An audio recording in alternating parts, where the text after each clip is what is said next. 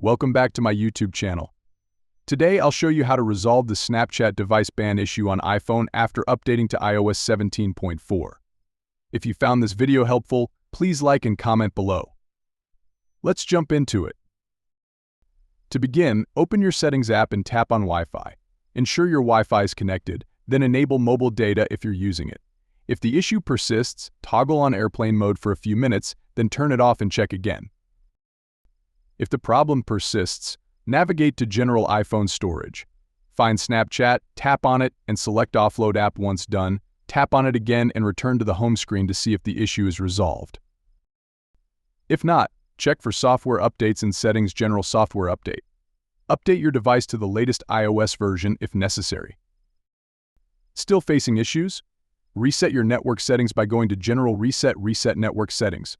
Enter your passcode and confirm the reset. If the problem persists, uninstall Snapchat by long pressing the app icon and selecting Remove App. Reinstall Snapchat from the App Store and log in to see if the issue is resolved.